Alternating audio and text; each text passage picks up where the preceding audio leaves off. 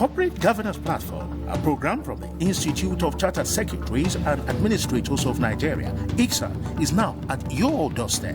By the way, what is corporate governance and what are its key pillars? Will there be any conflict of interest if a person combines the roles of a chairman and a chief executive officer in a corporate organization? What can Nigeria do to gain international recognition in the context of the application of corporate governance? These and many more questions will be answered on Corporate Governance Platform, a program designed to inform and educate our numerous viewers on the adoption of corporate governance best practices by corporate entities. Join the Corporate Governance Platform crew every Thursday at 4:30 p.m. on MITV, your talent station, via DSTV 255 and UHF 43. Corporate Governance Platform, your strategy for the adoption of corporate governance best practices by corporate entities. Institute of Chartered Secretaries and Administrators of Nigeria, ICSAN, the hub of governance professionals. Good evening and thanks for joining us on Corporate Governance Platform, proudly brought to you by the Institute of Chartered Secretaries and Administrators of Nigeria. I am Tunde Odeyemi. Today we want to look at the relevance of corporate social responsibility to corporate governance and sustainability. And leading in the conversation today is a fellow of the Institute of Chartered Secretaries and Administrators of Nigeria, EFOSA EWERE. EFOSA EWERE is a lawyer, a mediator, arbitrator, notary public, and a governance professional. She is the managing partner of Gravida Attorneys. With over a decade of experience, she adopts an innovative approach, engages actively and regularly advises clients on the suitable dispute resolution mechanism to adopt, while preferring legal solutions in various areas of law. She also represents and advises individuals, corporate bodies, and other organizations, which of course includes NGOs, on board structuring, governance, compliance, and diverse areas of corporate and commercial law. She is a fellow of ICSAN, fellow of Chartered Institute of Arbitrators, United Kingdom, Nigerian branch, member of Professional Negotiators and Mediators, Global Mediator Solutions, member African Young Arbitrators, and an associate of the Business Recovery and Insolvency Practices of Nigeria. She is also a member of the Public Practice Committee of the Institute of Chartered Secretaries and Administrators of Nigeria. Ms. EFOSA EWERE, you are welcome to Corporate Governance Platform. Thank you very much, sir. And thank you for finding time to join us on today's program. It's your first time on this show, right? Yes, my very first time. Okay, we'd like to tap a lot from you. We are discussing the relevance of corporate social responsibility to corporate governance and sustainability. I'd like to start by asking, what is corporate social responsibility? Corporate social responsibility refers to a set of policies usually adopted by a company. These policies are adopted in the ordinary course of business of a company. It helps to positively impact on the society and the environment of such companies.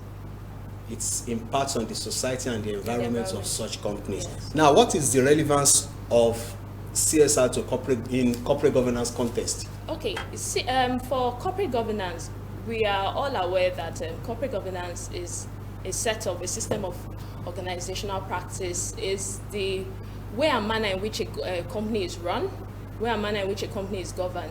So what happens is that you put in place policies and procedures that would help in ensuring that the company achieves its objectives. And one thing that is very important is that such companies, their practices or procedures must align with policy setting to achieve its vision.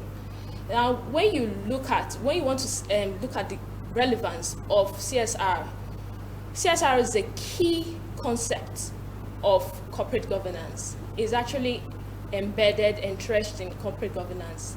Corporate social responsibility actually helps. It's a key factor or key policy that is entrenched in it is actually, when you look at it in consonance with corporate governance, the focus is on ethical policies. Okay. The focus is on the stakeholders' responsiveness to those policies set in the company. One thing that is very important in looking at the relevance of both is the fact that corporate governance is a wider control medium, while the corporate social responsibility is just a self-regulatory part of governance. Okay, in order for you to have a fulfillment with corporate governance, you must also be involved in corporate social responsibility. Oh yes, it has a lot of positive benefits that comes with adopting that. With adopting it, yes. Okay. Now, how can organizations leverage on this challenging time of COVID-19 pandemic to boost their corporate social responsibility activities? It's very important for companies to first evaluate their aims and objectives, their values, try to anchor in strategies or policies that are in line with their vision. So in doing that, you also observe your environment, try to look at what would positively impact on the people around you that have had that negative impact from the COVID-19 pandemic. While you're doing this, you should ensure that on the other hand, it positively impacts on your stakeholders. So it's very important in ensuring that whatever policies you try to adopt is in line with your vision. The word palliative, it's a common word that has become very relevant since last year. Sure. For anyone that has never heard of palliative, I'm sure from last year till now, you would agree with me that that word has become predominantly used. So with that palliative, we could see that so many companies leveraged on that. So I think my advice to any company trying to leverage on things like this, to adopt things like that talks about palliatives and that had to do with, looking around your environment, looking around the people that may have been negatively impacted by the pandemic, and see how you can, So in essence, giving palliatives is part of corporate social responsibility. Yes, I would say it's part of it. It's a way of giving back to the society. Okay, we want to talk about profit-oriented company. Yes. Company that is out there to maximize profit. You understand me? Are they also required to buy into corporate social responsibility? Yes. Profit. Every company should buy into corporate social responsibility. It's a way of giving back. If your company as it stands, the society has an impact on your company, then I think the right thing to do is to reciprocate that. Despite the fact that their aim is to maximize profit. Yeah, even if their aim is to maximize profits, you need to work within the confines of your capacity. Okay, work within the confines. Okay, let's talk about the smaller company. Do you think that small companies or organizations struggling to survive, even during this pandemic, should be concerned with CSR, especially against the constraints of the pandemic? That's a very good question. I would say every company has their business model, and the reason for their existence. So for a small company, you know your capacity, you don't need to adopt policies or strategies that would become unbearable for you to survive as a company. So the best one would do in such a circumstance is look at your capacity, do things that are within the confines of the strength of your company, so that at the end of the day, it doesn't become, you don't take in policies that are unbearable. I'll give you an instance. If you have a small company that maybe offers vocational services, you could actually, empower people within your small community, empower them at a very low cost. That's still CSR. It doesn't mean that you must engage in very big, gigantic projects, and you find yourself. You should watch your size and do the right thing that is appropriate to your size. All right. Now, will you say it is ethical in governance balance for entities to publicize their CSR activities? Okay. Hearing that question, it would take my mind back to a religious setting. Okay. A religious point of view where they tell you, oh, don't let your right hand see what your left hand is doing. But this is a governance balance. So at the end of the day, it's important that stakeholders are aware of those policies that you have taken up to impact on the society. It's very important. What may become a bit of something that one could frown at is when you engage in deliberate publicized advertisement just strategically for CSR activities. I would say that may be what one could frown at. But in terms of creating that awareness for stakeholders to know how you've impacted the society and also know what you have done, then it's very important that there's that subtle I'll call it publication, that you publicize it in a very, will I say, mature and, good manner or ethical manner. And because when you really look at these things, if your stakeholders are not aware that you've engaged in certain activities that has impacted the society and positively giving you a good reputation, it may be an exercise in futility. Okay. So it's not a deliberate publication, but it's important to make them aware. Okay, there should be subtle publicity so that your stakeholders will be aware of what you're doing. I will call it notification, or maybe you notify them. You notify them, because I'm trying to use my words carefully here so that nobody says, I advise publication. Let's look at it from this angle. Is there any connection between corporate social responsibility and reputation management? Oh yes, reputation management is where a company tries to take in some efforts to influence the way people think about its company. Okay. So trying to create that mindset, that positive mindset of its company. Now, in doing that, you are boosting goodwill. Okay. In boosting goodwill, you are creating a good reputational brand. Good. So that's actually what creates the... Now, why I ask that question is, can we now use CSR to boost the goodwill and create reputation management? That's actually the would I say, ripple effects of the CSR, because what you want to do is create a positive impact with your stakeholders and the society at large. So if you're going to build a reputation, you need to make them aware that this is what you're doing.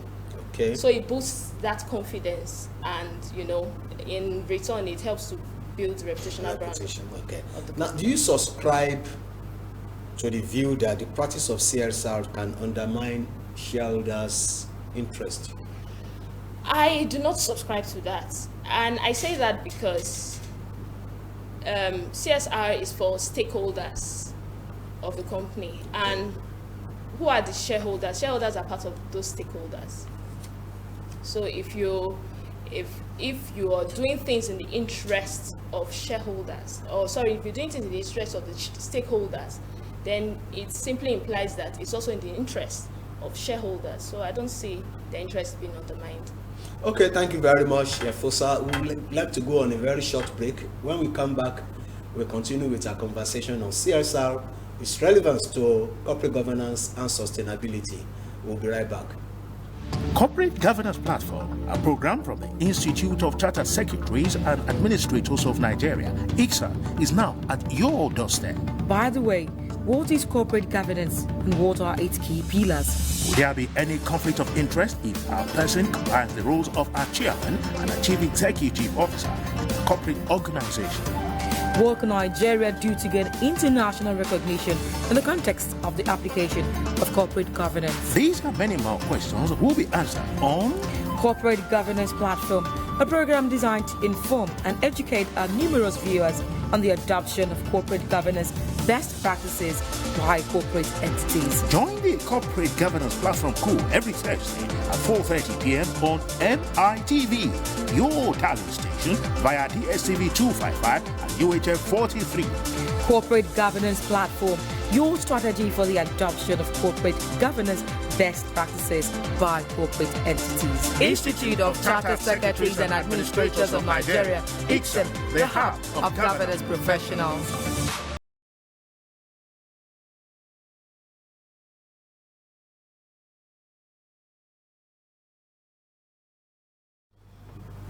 You're welcome back. It's still Corporate Governance Platform, sponsored by Institute of Chartered Secretaries and Administrators of Nigeria. And I still have right with me in the studio, EFOSA EWERE, discussing the relevance of corporate social responsibility to corporate governance and sustainability. Now, I would like us to go into the code of corporate governance. The code provides that the board should establish policies and practices regarding its social, ethical, safety, working conditions, health, and environmental responsibilities, as well as address corruption. Now, does this statement amount to or include a directive to embrace corporate social responsibilities by organizations? I would say yes, because if you look at the provision of the code, which is the principle 26 of the Nigerian Code of Corporate Governance 2018, when you look at the recommended practices in line with all you've read now, you would see that it was properly captured that those practices help impact on the society, which is what CSR stands for. Yeah. So we can infer that it's a directive. So in a way, the code is encouraging organizations, yes, companies yes, to adopt corporate social responsibility. Adopt practices that will impact on the society. That will impact on the Which society. is also Okay, now, I don't know if you will also agree with me or with some school of thought that believes that doing corporate social responsibility is costly and they see it as a disadvantage. Now, the question now is, apart from the cost, are there other disadvantages of practicing or engaging in corporate social responsibilities? I would say no. Even with the issue of cost, I don't see costs as being a disadvantage. And I say that because when you're talking about something you're spending on, which would be beneficial to you, do you truly see it as cost? Yes, we know that cost may be relative, but then it would also depend on the size of the company.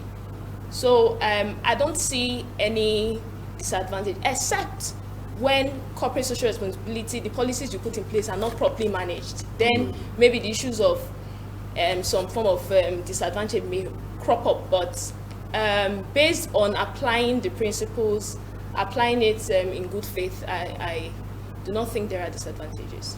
Okay, let's also look at it from this angle. CSR is voluntary, right? Yes. It's not as if government is mandating it for any organization, right? Yeah. Now, because it is voluntary, don't you think that the organizations that are not practicing corporate social responsibility may have competitive advantage over those practicing it?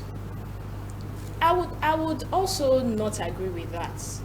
And it still takes me back to what I earlier said on the issue of cost.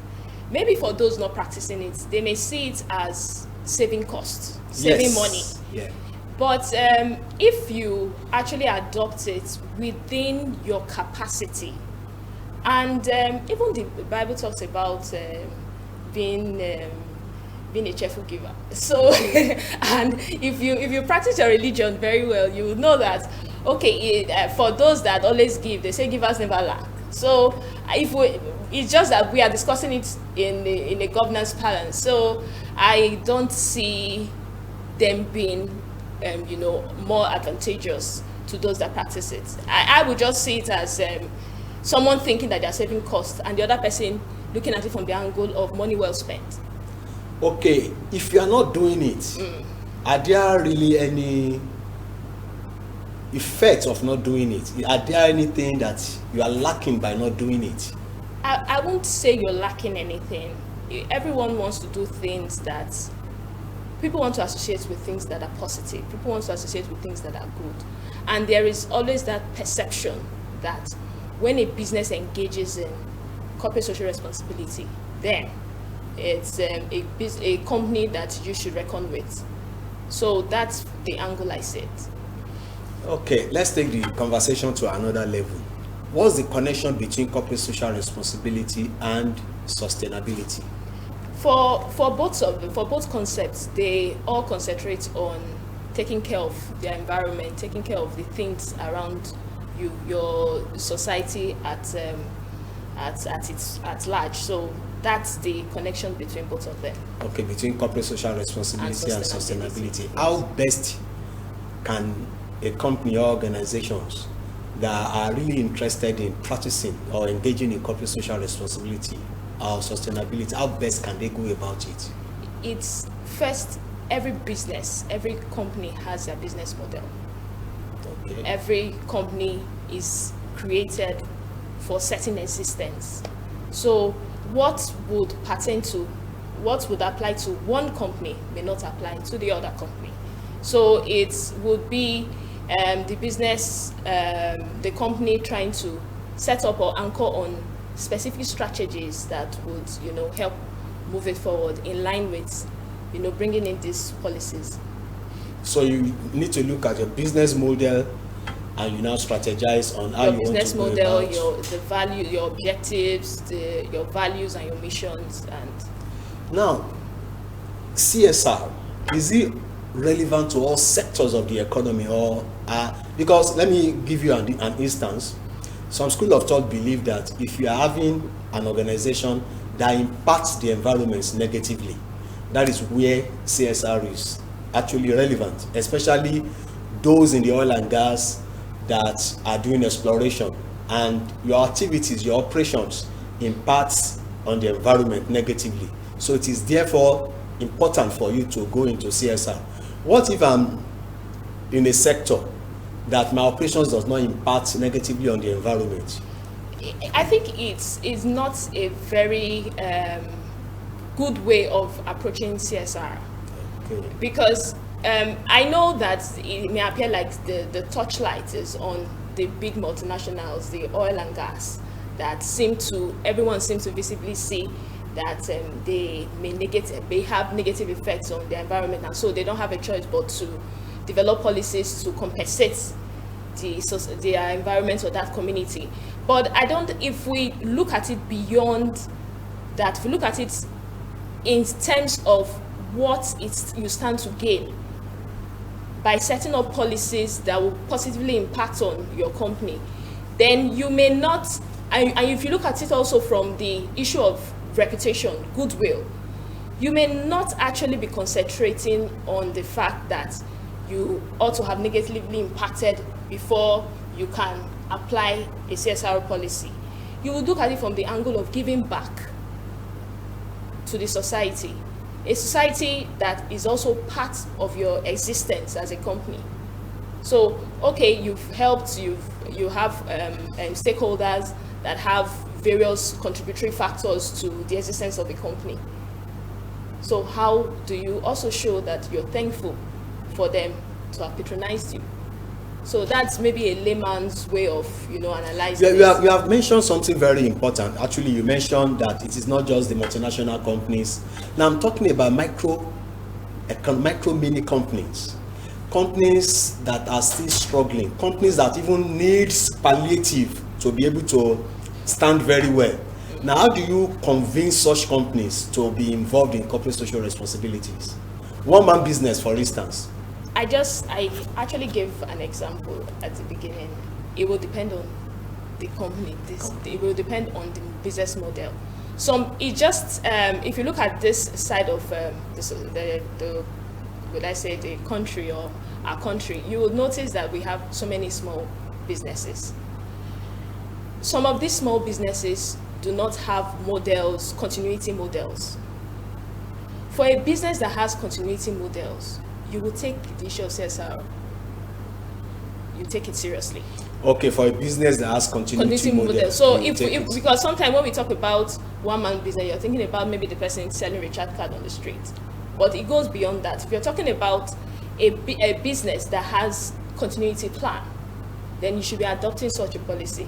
The business may be small, but it's a stage by stage process. So that's why I mentioned earlier that you need to look at your capacity to know what to offer, or what policies to put in place, or what strategies to adopt as your CSR.